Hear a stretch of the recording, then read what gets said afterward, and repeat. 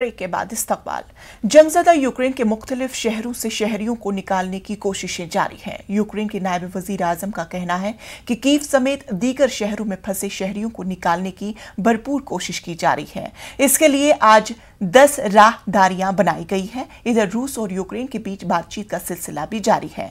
इसी कड़ी में आज चौथे दौर की बातचीत होगी। इन तमाम सरगर्मियों के दौरान रूस की यूक्रेन पर बमबारी भी जारी है। रूस ने कीव में एयरबेस, एयरपोर्ट और रिहायशी इलाकों पर बमबारी भी की।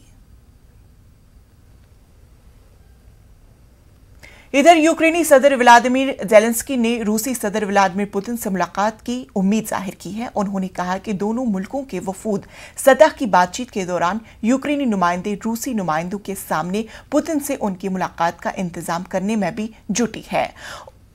उन्होंने इसे मुश्किल करार दिया है। उन्होंने पोलैंड की सरहद से नजदीक मिलिट्री बेस पर किए गए रूसी हमले की मजम्मत की। इधर ज़ेलेंस्की ने एक बार फिर यूक्रेन पर नो फ्लाई जोन बनाने का मुतालबा किया।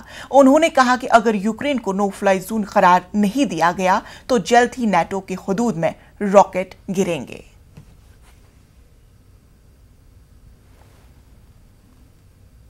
चीन में एक बार फिर कोरोना वायरस ने दस्तक दी है। नेशनल हेल्थ कमीशन के मुताबिक तकरीबन 3,400 नए केसेस सामने आए। ये केसेस हफ्ते के मुकाबले में दुगने से भी ज्यादा है।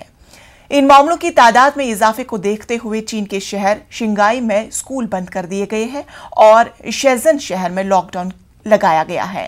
रिपोर्ट्स के मुताबिक चीन के कई हिस्सों को बंद किया जा रहा है। चीन में तकरीबन 2 साल बाद इतनी बड़ी तादाद में केसेस रिपोर्ट हुए हैं।